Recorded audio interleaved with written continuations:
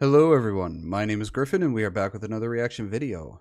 This time we are reacting to a video from Self-Deficient. I can't fucking read, I can't pronounce that thing. I'm sorry if the person that owns this channel sees this and I butchered your name, I'm sorry about that. This one's called Modern Gaming, so let's see what this guy has to say about this. Why does Fall Guys have a battle pass? You want to escape? You want a whimsical adventure? You want to fall? You know, okay. I don't personally, I don't really mind battle passes, but the battle passes for games has really gone out of hand. I mean, I didn't really mind it if it was for games, you know, like FPS games, you know, like Call of Duty or Battlefield. Halo, I don't much mind it as well, but it's gotten really out of hand. Almost every game you see out there now has a battle pass. It's I think they need to focus more on the game itself rather than the battle pass and the monetary transactions they have in the game. I'm not going to call them microtransactions because some of them clearly are not microtransactions, they're macro. I'd say probably up to $5 to $10 would be considered a microtransaction. After $10, you're getting into medium and then large transactions, so they're no longer micro. But these monetary transactions and these battle passes, these people are focusing way too much on those rather than how to make the game better and keep player retention. So I think that they've gone a bit too far with the battle passes. They need to dial it back. Back on gaming as a comfort crutch? Fuck you, grind for cat ears. This is modern gaming. Don't be fooled by those who claim it's never been a better time to be a gamer. Modern gaming is the dick that'll say anything it can to fuck you. Modern gaming is the printer ink that deactivates itself if you don't have enough V-Bucks. Modern gaming is the gun I want to use to kill. The era of the complete, cozy, satisfying weekend rental is over. Games are bigger than ever, longer than ever, more broken than ever, and worst of all, less fun than ever. Don't bother getting your friends together to play the quirky multiplayer minigames from ATV Off-Road Fury 2. Oh, I remember this. This was so great. I loved this. The ATV Off-Road Fury game, and I've played this. It was so much fun. It was fucking hilarious. Fucking done. The guys at the top are done. They figured it out. Video games are done. Recently, my friends and I got together to play some old fun games facilitated by the Master Chief Collection, a collection of all the Halo games before Halo 5. Exactly 0 people knew how invites worked, data installs for specific games worked, or how any of the cursed and wretched UIs worked. File shares were broken, clients were crashing, but we all fucking worked through it until we were finally able to experience the bliss that is Duck Hunt and Jenga on Halo 3. But that's what modern gaming is now. A morsel of fun, wrapped in the most cynical pudding of broken code and $500 million budgets to ever exist. Alright, listen. This is going to be an unorganized video, and we're going to jump from topic to topic. There's literally 0 way to organize my disdain and cynicism for this industry that currently stands, so let's just pretend that this is a list video. What's the list video called? Top 18 reasons modern gaming has made my dick stop working. Number 1. Halo Infinite and Cyberpunk 2077 and No Man's Sky and Madden NFL and Battlefield and Star Citizen. AAA games hate you. They hate the notion that they'd have to actually entertain you, so instead they just wish upon a star and promise it'll all come together someday. Every Madden game that's released is trashed by the pros and littered with bugs. Literally every ambitious video game launches in the state that No Man's Sky did. Quote unquote everything simulators like Star Citizen that promise the world rob you blind and fuck your dog. Cyberpunk 2077 had the audacity to have a great art style and amazing soundtrack while also enacting Poland's wish for its very own divine showcase for overhyped technical buffoonery. And Halo Infinite has the otherworldly nerve to make a roadmap announcing the beta for Match XP as a fucking feature. Needless to say, very few developers have the ability to rein. Yeah. Games have sort of gone downhill. I don't I don't know at what point in time it started going downhill, but if we're supposed to give a specific game, probably around the Halo 4 era, it started going downhill. Because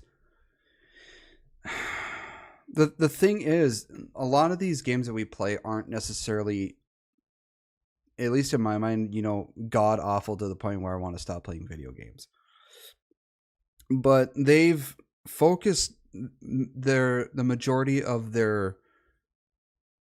they shift the majority of what they're looking at to the monetary value of the game.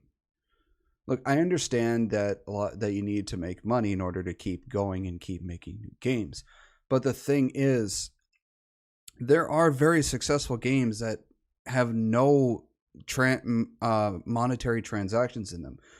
The two biggest ones I can think of that have no monetary transactions in them whatsoever, that are widely successful, are... Okay, three that I can think of. One of them is more recent. Elden Ring, which has no microtransactions in it whatsoever that I have seen, and is still wildly successful 5 years... Or did it come out in 2018? I think it was 2018 it came out. But years later, Baldur's Gate 3, which came out last year, which won Game of the Year, which I can't remember if it has microtransactions in it or whatsoever. But it's... Look at it. It's one of the greatest games ever made. And then there's Pal World. Currently, I think, the most played game on Steam. And these games, as far as I'm aware, have no monetary transactions in them because they focused on the actual game. That's the thing. If you focus on the gameplay, the story, how the game works, all this stuff that makes a good game, if you focus on this stuff, people are going to want to continuously play it and keep on playing it. But these other games that are becoming... A lot of these FPS games are becoming god. I loved Halo and Call of Duty and Battlefield. They were fun to me. I grew up with Halo. Okay. But they've focused more on the monetary value rather than the actual game itself. And nowadays they're just releasing games that are like half done, if not a quarter done, and then they fully finish the game after releasing it. It's like, that's not how that's supposed to work. Finish one game. There's one game I wanted so badly to succeed because it had everything it needed to succeed, but they dropped it so fucking hard, and that was Anthem. When Anthem came out, the year it came out, it had everything it needed to be the game of the decade. But they failed it so hard. It's just they're not really focusing on the game anymore, which I find quite sad. Because there are a lot of good games that if they actually just focused on the gameplay, the story, the mechanics of it, everything, then these games would be so fucking good. But they care more about the monetary value than they do anything else. It's like if you look at a pie chart, the monetary stuff they focus on is like well over half the pie chart.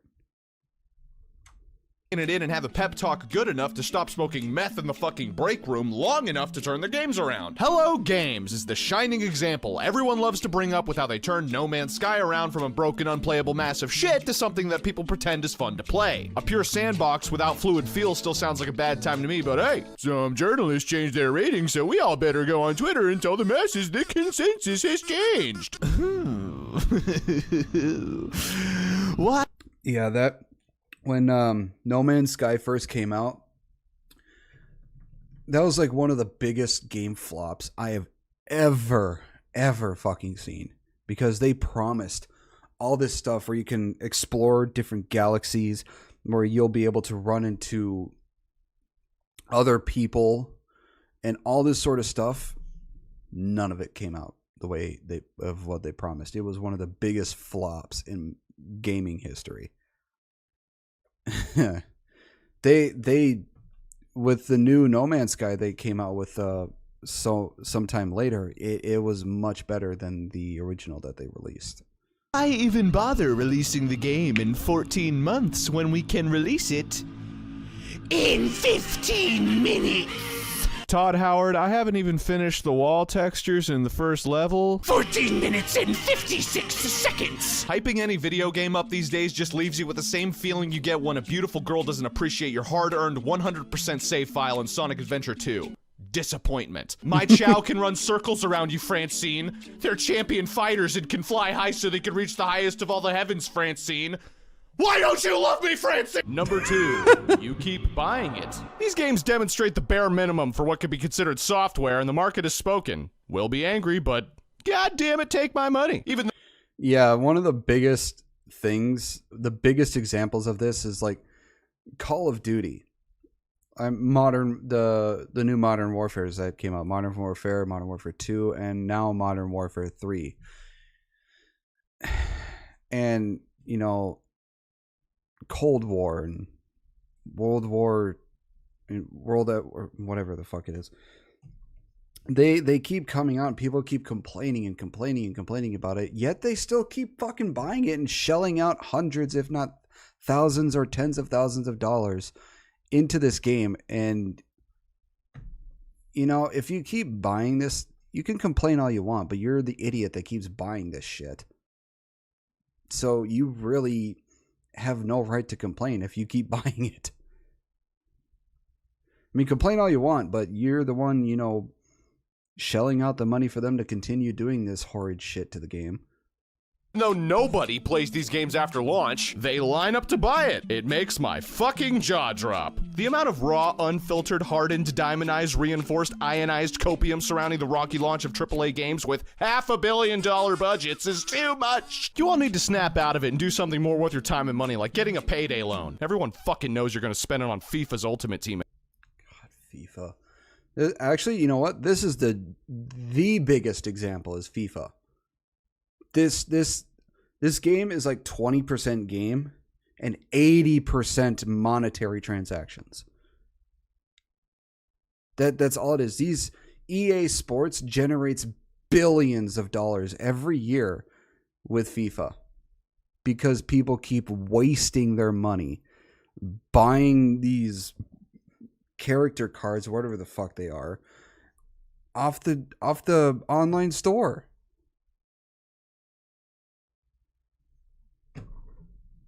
Sorry, it's just desk is very wobbly. And you know the funny thing is you're wasting thousands upon thousands of dollars on every FIFA. And I know why you're wasting it? Because the characters can't be brought over into the next FIFA. You have to re-buy everything again.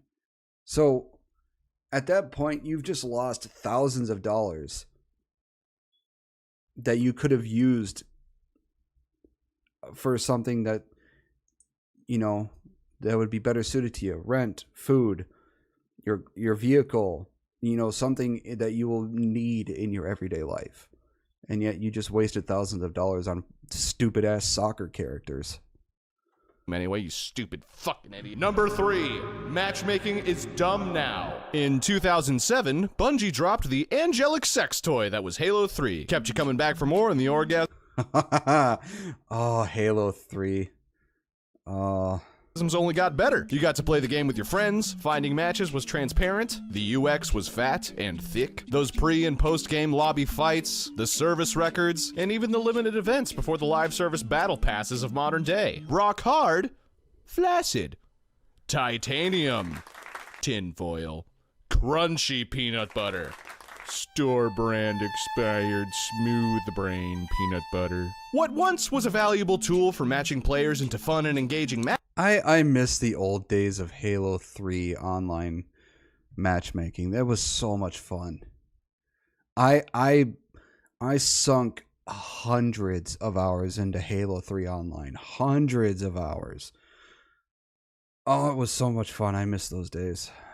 matches morphed into the half-working algorithm that ranks the percentage chance you'd fuck someone on OkCupid.com. Skill-based matchmaking, or similar backpack marmalade, takes your stats and matches it with some other basement dweller. Personally, I think when it came to matchmaking, peak matchmaking, and I mean peak matchmaking, was Modern Warfare 2 and Halo 3. That was the peak of online matchmaking when it came to video games. And after that, it was just all downhill. I mean, Black Ops 2 is also good. So Black Ops 2, Modern Warfare 2, and Halo 3. Battlefield 4 is also good. So those are like peak matchmaking when it came to FPS games. I have yet to play an FPS game that can reach that level of those four. Dweller with stats agonizingly similar, so that you can have a neat, precise, bleak, gray, infographic 50% win rate. No more social playlists, just sweat and unemployment. If you're not smoking enough crack to keep up with these little shits that just got picked up from detention, then get ready for the extremely clever shit talking in the DMs. So yeah, you're gay. What happened to fun? What happened to progression? Derp, how many challenges do I have to complete today to unlock male fertility? Progression used to mean steady progress, no matter what. XP coming at you, baby. Nice job in that last match. You did really well and you're improving. Good job. Battle passes ruined matchmaking. Because you're pressured into the natural need to progress, no longer are you drunkenly making bets with your friends trying to no-scope noobs upside down on the couch with the blood rushing to your head. You've effectively evolved into the kid's washed-up Adderall dealer sweating hard and long enough to get 35 kill streaks to unlock the weed P90. Yeah. See, when it came to unlocking, in my opinion, when it came to unlocking stuff, I'm going to go back to Modern Warfare 2. Modern Warfare 3 was alright because you had to go through levels just to unlock stuff, which I was fine with. But Modern Warfare 2 was just, it was great because you had to do certain things. Like, if you wanted to unlock camos, you had to get so many headshots. And if you want to unlock something else, you had to do something else, like with grenades, with a certain gun. You had to do certain things in Modern Warfare 2 to unlock attachments and camos and other shit, which was, I thought it was great. I always loved using the MG4 for the light machine guns and the Barrett 50 cal. But also the Halo 3 stuff to unlock, and you know, it had no battle passes. You actually had to do everything was already in game that you wanted to unlock, and you just had to either level or do certain things to unlock them. This battle pass shit, like he said, has ruined matchmaking, and I kind of agree with him. Matchmaking isn't fun, it's not transparent, and you can't even see how many players are online anymore, unless you read too closely at dev blogs talking about fucking playlist health, or frown long enough until you're magically looking at steamcharts.com, and it fills me with an endless soulless void wishing for my own death. And that's if you can even bear how long it takes to install the fucking game you want to play. Speaking of... Number 4, it takes the latter half of your adolescent years for Call of Duty to install. Hey, what's up, man? Yeah, you're taking down the internet for the whole fucking apartment complex. Could you please get off? I mean, Jesus Christ. Listen, man, I'm just saying it's not that good. Number 5, remasters of remasters. Yeah, it is fucking ridiculous how the size of these Call of Duty games are doing. The last time I saw a Call of Duty game, it was like 150 gigs to download. It does not need to be that fucking big. My fucking shelf is remasters. You know, God fucking forbid the industry come up with a new idea. Reboot this, reboot that, reboot my foot up my own ass and charge me $70. The Last of Us was originally released to critical acclaim, and then re-released 1 year later to critical acclaim, and then Okay, you know, if something's gonna get a remaster, at least wait 10 years. Because then you can make it have a remaster. Remastering it after a year? What the fuck? Released again in 2022 with a shiny new title, and the critics finally shat on it. Just kidding, it released to critical acclaim. Don't get me wrong, I shotgun hot cold cans of member berries just as much as the next aging depressed Tumblr fan, but we all roll over like a happy fucking puppy when we learn publishers want to charge us again for the same fucking game. There's never been one single re-release with bad reception, except for all of these titles. And even then, they become the definitive way to play those games. And in some cases, ruining the original artistry of the work itself. It's beyond cynical, but honestly kind of fun. I actually like the updated graphics with Halo 1 and 2. I hope they do it with 3 as well. But the thing is, with Halo 1 and 2, you're actually able to toggle between the old graphics and the new graphics. So that 343 slapped what was basically a fan mod texture pack on one of the most beloved video games of all time and boxed it up with its own artwork that looks like it was copied from some 240p Xbox 720 console concept design YouTube video and patted themselves on the back and said, holy shit, we are so fucking awesome that we're gonna focus on every single wrong key area possible and shit all over the goodwill of the most patient fan base in existence in perpetuity. Games like the Master Chief Collection and ironically the new Last of Us Part 1 PC port should have been NBA Street Volume 2 style slam dunks where all they had to do was not screw it up. It took Master Chief Collection almost 5 years to be considered playable, and I'm sure The Last of Us Part 1 will go the route of the GTA trilogy, where marketing will claim the game is fixed with a huge patch even though it wasn't, and promptly abandoned since there's no battle pass. Now, I want to make something very clear. I want to play these old games. I want to be able to prove that I own a copy of a game from another generation and be able to play it. No questions asked. That's just a little tight butthole called backwards compatibility. What would simplify this mess? Emulate the game instead of porting it! Number 6. Why can't PlayStation and Nintendo realize their back catalog with quality emulation? The Nintendo Entertainment System came out in 1983 and has about 720 games. The Super Nintendo Entertainment System came out in 1990 and has about 1,750 games. The Sony PlayStation came out in 1995 and has about 3,060 games. The Nintendo 64 came out in 1996 and has about 300. this is also known as the most indestructible console ever made. Like, literally, you could take a sledgehammer to the goddamn thing and it would still fucking work. Do that with any other console out there in existence and it will break in one swing. This thing, it could take the most abuse and it would still fucking work fine. This thing is like so fucking indestructible. 90 games, one of them being Ocarina of Time, which Dylan won't shut the fuck up about in his Hey, Ocarina of Time was the best Zelda game ever made. mid at best. The PlayStation Mid? You bitch. 2 came out in the sizzling year 2000 and has a whopping 4,379 games. It is also known as the highest sold console. There is yet to be a console to come out to sell more consoles than the PS2. It still holds the record, as far as I'm aware. The Nintendo GameCube came out in 2001 and has about 652 games. In total, that's roughly 10,900 games. How many of these games can you still play today? 1. I'm pretty sure Crash Bandicoot 2 works pretty good with an emulator. Sony and Nintendo both called me on the phone and said, Shut the fuck up, you idiot! God, you're stupid!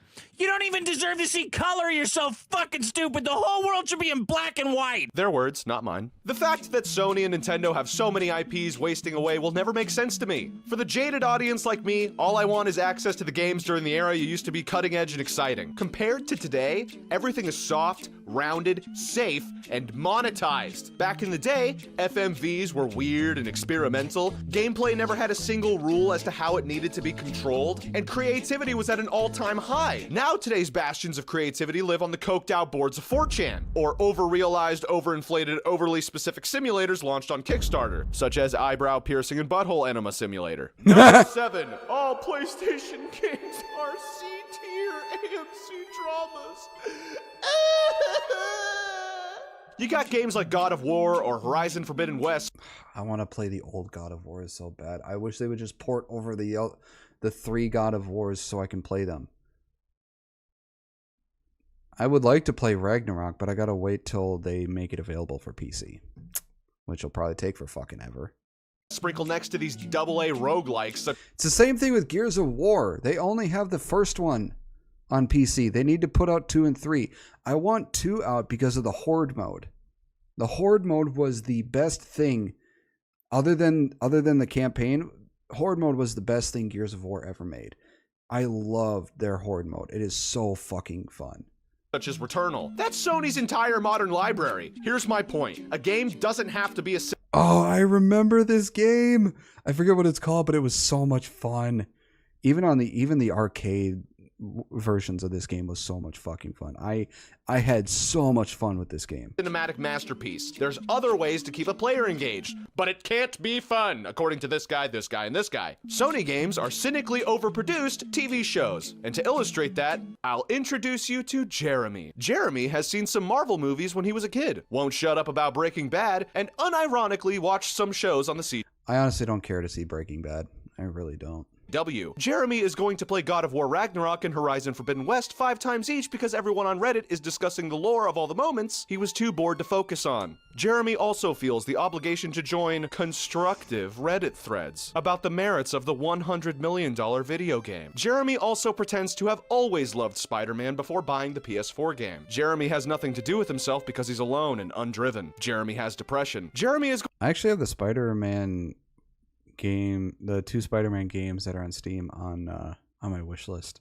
I want to try them at some point because they do look pretty good. Going to rewatch Breaking Bad a few more times and play God of War again. Jeremy has to move some installs off his secondary drive to the internal drive, and that's probably going to take an hour. Jeremy figures he'll try a new video game like Pizza Tower, but it's unfamiliar to him. Jeremy can't sleep at night. Jeremy is going to play Horizon Forbidden West. Jeremy overeats. Jeremy got rejected by the girl at work. Jeremy is going to join a forum for Sony game fanfiction. Jeremy is insecure and feels like he's learned nothing in life. Jeremy is going to binge watch Better Call Saul. Jeremy is going to play The Last of Us Part 2. Jeremy is surprisingly still alive. Number 8. New original IPs are literally just Biomutant 5.5 out of 10. Start a game company and make a new IP. Know what you're gonna make? Biomutant. It's a halfway semi-decent creative idea that's too ambitious to fully flesh out in a satisfiable manner for any player, and everyone walks away full of empty calories and says, you can have pretty graphic.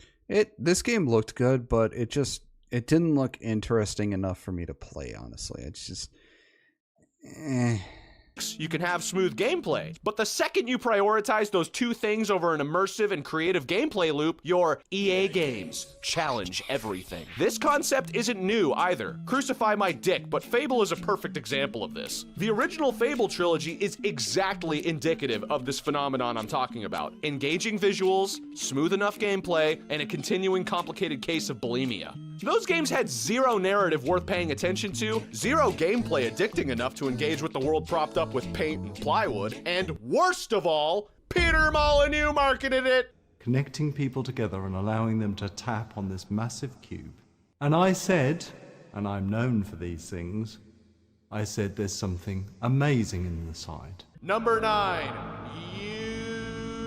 Ubisoft. Everyone knows Ubisoft games are checklists. They're the embodiment of fetch quests and guilt through progress bar. Ubisoft ruined gaming! They sucked all the fun out, level gated everything, calling it a fucking RPG, and turned gaming from something exciting, challenging, and inspirational into something so rounded, basic, and comfortable that it wouldn't be surprising if the next Assassin's Creed game came with a $5 McDonald's cube. The last good, at least in my opinion, I think the last good Assassin's Creed game was Black Flag. Syndicate was good. I liked Syndicate.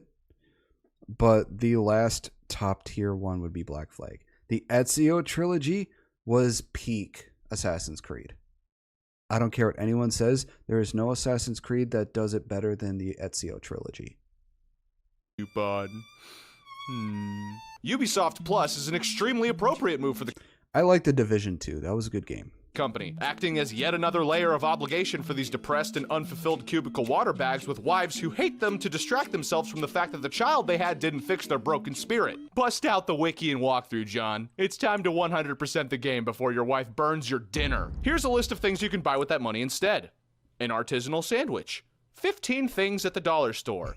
A second phone line to hide the fact that you're cheating on your wife for burning your fucking dinner! Get access to all the upcoming Ubisoft games on day one, including their back catalog. $14.99 a month. Okay, let's think about what kind of value that money adds to your life. Every service has to have a value add, right? Okay, what's the last great video game you played? Truly great. I'm willing to bet that whatever game it was cracked 90 on Metacritic. How many games do you think Ubisoft released that cracked 90 on Metacritic in the last 10 years? Go ahead. I'll give you some time to guess. I'll give you a hint. It's one syllable. All right. The answer is actually 9 games. So if we divide that by 1 every year, we get almost a great game every year. Oh, just kidding. The answer is actually 3. So you're paying $15 a month and you don't even get a coin flip's chance to play a great game that year? Wow. Oh, just kidding. I lied. The answer is 1. 1 fucking game. And it was almost exactly 10 years ago. Rayman Legends. Great game. Love this game. More people should have played it. Maybe I should subscribe to Ubisoft. Yelling aside, that's basically 0 great games a decade. In case you're a high school dropout, subscribe to Ubisoft Plus playing number 10. Far Cry a billion! Far Cry 6 is the equivalent of those web apps that show your percentage progression through their curated onboarding tutorials, you know? And once you're done, fuck it, I don't know, here's some shit that's been around since Just Cause 2. Everyone on Reddit and Google Plus and Vote knows that Ubisoft released Far Cry 3 and said, oh, fuck yeah! And then kept releasing the exact same game for over 10 years. Here's what you get in Far Cry 3. Constant, shitty random encounters, brain-dead AI, an incomprehensible dog shit mess of a story, the bottom-tier worst crafting mechanics known to game designers, horrible driving, horrible quests, a cop-out sandbox that everyone pretends is super engaging to mess around with because 3 guys recorded a few quote-unquote funny GIFs on Reddit, and a sincere lack of anyone that gave a single shit about getting it to market. Far Cry is a money printer that requires a lighting update once every 4 to 5 years. Blood Dragon might have been fun, but I stopped caring while I was writing this sentence. Number 11, Valve, where the fuck are you? Or, you know, where are you? Valve is legendary! They've released some of the most influential and critically acclaimed games ever made and basically lowered the barrier of entry for PC gaming as a whole. Steam changed PC gaming. It unified all their products. I never cared for CS:GO. I thought it was such a games like CS:GO I cannot care for because I know I suck at FPS games. I know I do. I don't like dying and then waiting until the next round to respawn to continue playing. So I don't like seek and destroy. I just don't. Any game that where I have to wait till the next round to respawn in order to play again, I don't like. Because I want to respawn right away and get right back into the game. Personally, domination is my favorite game type. But yeah, I can't get into games like CS:GO, Valorant, and the Battle Royale games. I can't give a single shit for. I tried Fortnite back in the day, and it was awful. It was a horrible game, at least to me. So yeah, I can't get into these games. Mods, and their community. They pumped that storefront out, released a bunch of hats, created entire economies, and became the first program any PC gamer installs when their shiny new parts, pre-built tower, and gaming laptop arrived in the mail. A comfy... I have like 300 plus games on my PC. About 95% of which are on Steam. portal rivaling that of the Blade era of the Xbox 360 dashboard. Oh yeah. Half-Life released in holiday 1998 after forming just 2 years prior by future Chungaloid Gabe Newell and Mike Harrington. It used a tantalizing cocktail of in-house code and the engines for both Quake 1 and Quake 2. It blew gamers' minds and gave them all orgasms. It's still a joy to play to this day because of how immersive it actually is, and holds up very well in general presentation. With passion, drive, and a lack of sleep, all before everyone cracked down on crunch culture, originating from people who actually gave a shit about the games they developed, like Bungie creating Halo, Valve created a masterpiece that holds up today. A few ports even released to the Dreamcast and PS2 as well. This is where Valve started, and games like this from new studios just don't happen anymore. What was the last good brand new IP from a freshly formed studio? Experiment 101 and Biomutant? Do we have to go over that point again? Biomutant 5.5 out of 10. After Half-Life, Valve just put out bangers. Expansions, commercial packages of legendary fan-made mods, a new physics engine that's totally not a big deal, didn't fucking change the rules of the industry mystery or anything. A 10 out of 10 sequel that's sadly left without its own 10 out of 10 sequel, but the fanfic community gets a solid C+. A puzzle game with a cute cube that has probably one of the most sleeper songs during the credit scene that I'm pretty sure no one except me has heard of. Trust me, you wouldn't be into it. This was a triumph. The Hat Economy game, the world's best zombie horde game, second only to Back 4 Blood. Back 4 Blood really honestly is the best horde video game. What do you mean? Well, I mean, clear. It's got better graphics. It's got like, it has like modern technologies. I'm gonna bomb this apartment. I can't tell if you're being serious or not. No, Back 4 Blood is better than Left 4 Dead. You're bullshitting. Shut the fuck up. I can't. No, the cards, they're like visually appealing. Shut the fuck No, Back 4 Blood is better than Left. All right, Back 4 Blood isn't horrible, but sadly, it was supposed to be a successor for Left 4 Dead, but it just Left 4 Dead 1 and 2 are still better. I like Back 4 Blood, but Left 4 Dead is still a better game, honestly. Left 4 Dead. Kill yourself. League of Legends, but better than League of Legends, as in... This game is one of the, other than, Dota, League of Legends, CSGO, the most toxic fucking games I've ever seen in my life. Personally, I think this game sucks. I can't, no. Informed by people I talked to who sometimes played League of Legends back in 2014, and a bunch of other cool, awesome shit that's industry leading, like Half-Life Alyx. Wait, are you serious? A bunch of this shit is VR tech demos. How the fuck was there a 6-year gap between this and Are you serious? Valve, where the fuck are you? Sure, you've got the Steam Deck and you fumbled drunkenly back when you released the Steam machines, but no other game developer has such a solid and consistent community excitedly modding your games, making memes, or whatever, except for maybe Bethesda, but they just ended up yelling at the Fallout engine until it agreed to try to be a live service. If Valve made an RPG, any at all, and put it on Source, it'd smack everyone in the balls. Get those fucking puzzle dudes to create new concepts for exciting, new, and engaging mechanics. Valve is the closest thing we have to some kind of open source game developer. If they put out anything at all, maybe the conversation would shift away from companies like Ubisoft or Activision or number 12, EA squandered EA Sports. EA sells sports games. If it's got a turf or a All right, the last sports game I ever enjoyed, I think, was Madden 05. I think that was back in the PS2 days. That was the last sports game I enjoyed.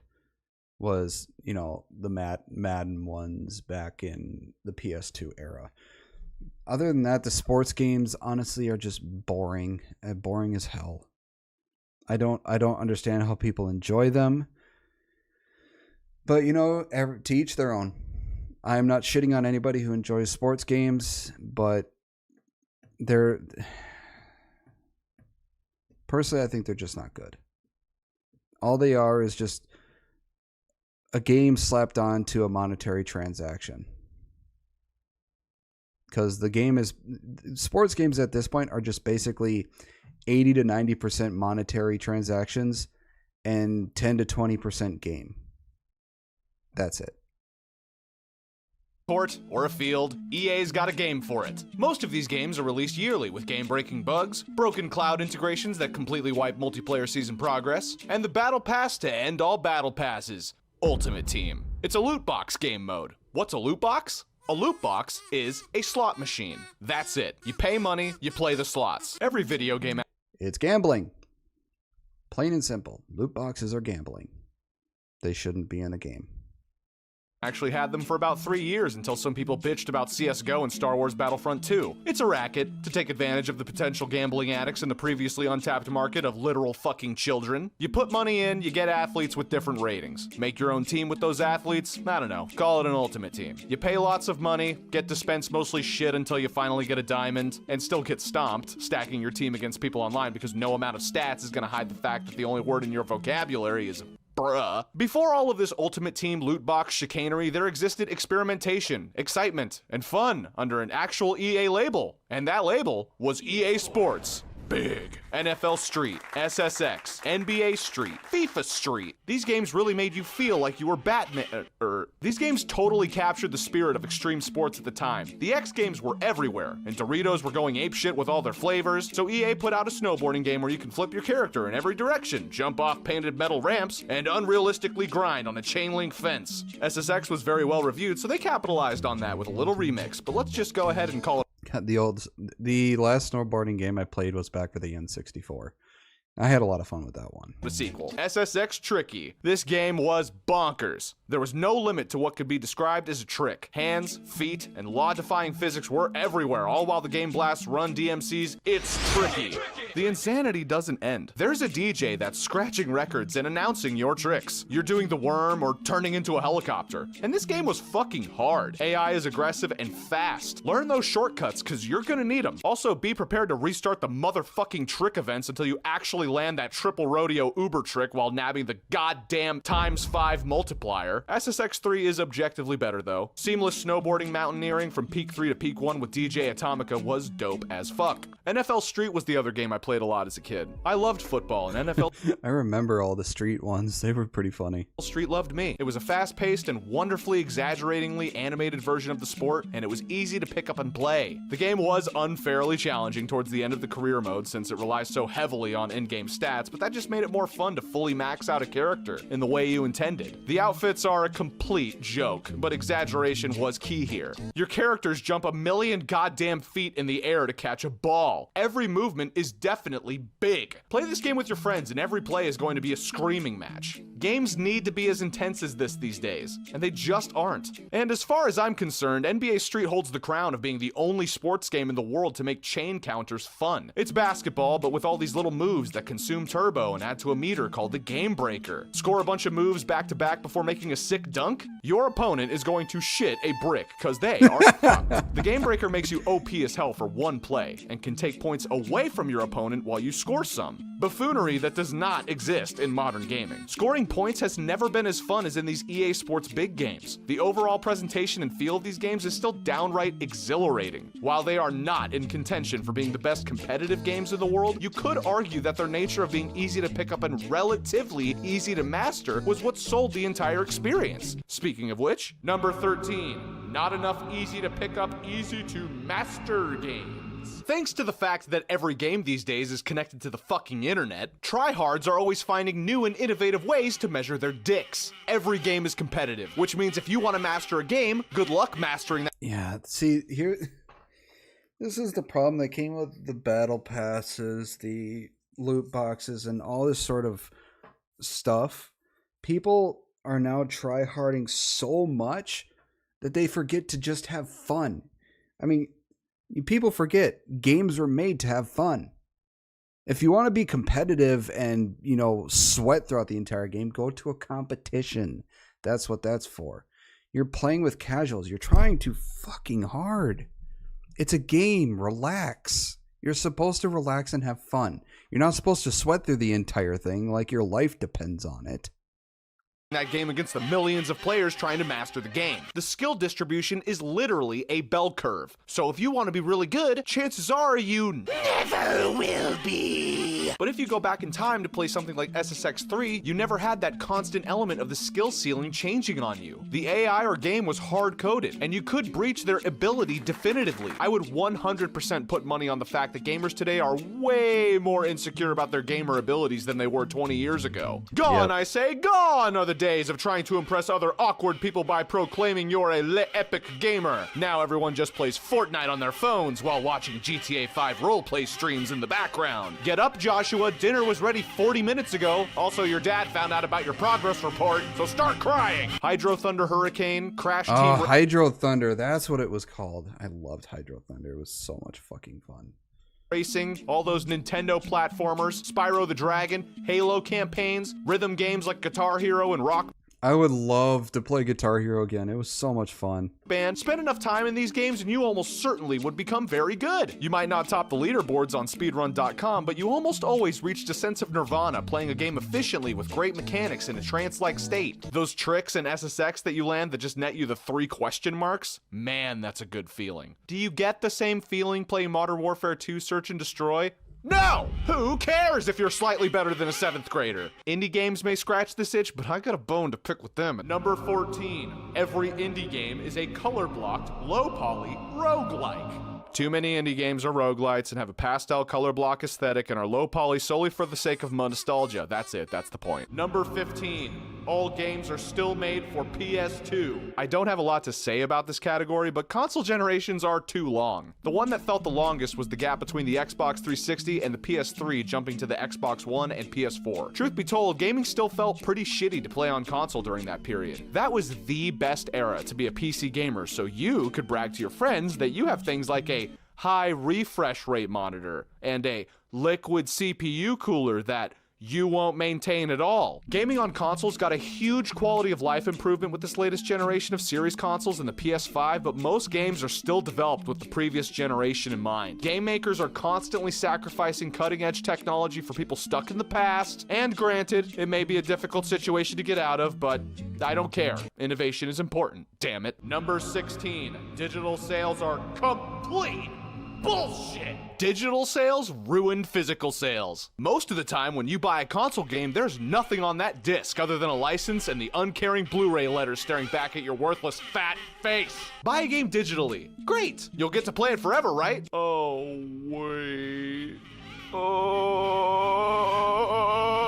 To keep this point short, you should be able to buy a license for something and use it indefinitely. Relying on cloud servers to stay online forever for me to download the game at my will 20 years from now is obviously retarded because one day the servers will be gone, so that's why I opt to buy the physical games. So imagine my frustration when these motherfuckers just put key codes in the box and call it a day. Nailed it. My Xbox discs will be worthless one day since all they're good for is a digital license or maybe a broken pre-alpha version of Cyberpunk 2077 burned to them or some shit like that. Number 17. Everything is a Discord bot. Yeah, it kind of sucks that nowadays, like when a server shuts down, you're no longer able to play the game. Because the games you have, like for the 360, the Xbox, the PS 3, 2, and 1, you know, Nintendo games, a lot of those older ones that you have the disc for, you could still continue playing to this day because they don't actually have an online server. You can still play the campaign and all that stuff. And, you know, the online stuff is probably not going to work anymore, but yeah, you can still play the game. Where nowadays, when you buy the game, you at some point, you're not going to be able to play it anymore. Which sucks because there's a lot of good games out there that years later you probably still want to play, but you're not going to be able to play anymore because the server shut down and they no longer care to maintain it. Fuck Discord. The UI sucks, the notifications are fucking annoying, every server has like a billion asinine rules, everyone on there is terminally online and doesn't know what the concept of having a life or grass is, and every server has that one channel where all it does is spew out bot-generated garbage that exactly 0% of people care about, but one moderator enabled the bot because they thought it would be cool. Get off Discord, let's all go back to Skype. And number 18. Thanks to the fucking internet, gaming is now a job. You need to keep up on multiplayer meta, balance changes, game sales, milsim Discord clans, DLC, what games are All right. This whole meta thing is stupid. It is really fucking dumb. Play the way you want to play. Fuck the meta. Who gives... The only people who care about the meta are people who have no fucking life whatsoever and think the game that they're playing is their entire life and they'll die without it. They're just giant fucking... They're one big sweat. That's all they are. The game is not your life. You're not going to die without the game. Fuck the meta. Play how you want to play and enjoy the game for what it is. Functional and which are completely broken and which platform that's applicable to, grinding battle passes, moving games around your drives because these companies turned you into your own personal fucking librarian for their uncompressed audio files, and fan-made wiki instructions on how to play these obtuse, janky games made in Unity with poorly made or zero tutorials. Gaming is not fun. It's an obligation. It's maintaining broken relationships with people on Discord who have BPD, So you have someone to play chivalry with once every 2 months. It's grinding out a battle pass because developers paywall satisfying multiplayer progression. It's staring at your own library for 30 minutes, unable to decide what to play next, installing, uninstalling, and moving games from drive to drive. It's a transparent memory of something that was exciting. It's cynical. It's the opposite of fun. It's over.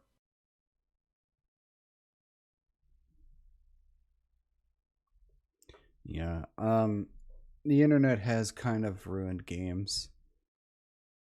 I mean, when it was in its infancy, you know, like back in Halo 2, 3, Modern Warfare 2 and 3, Black Ops 1 and 2 days, that was fine because, you know, it was fun. But over the years, internet has sort of tanked gaming. Like, online gaming has become more of a hassle than fun nowadays because there are way too many people who care way too much about the fucking game, and like they have to keep up with the meta. They have to get everything on the battle pass. They have to do this. They have to do that.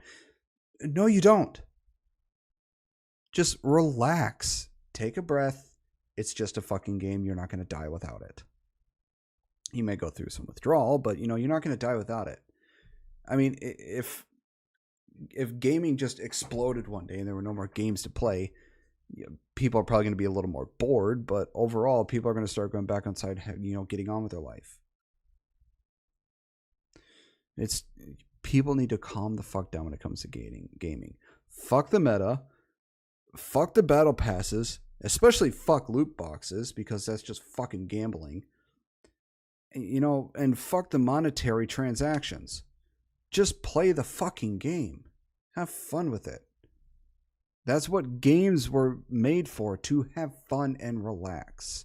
Not for you to be a giant fucking sweat and ruin it for everybody else.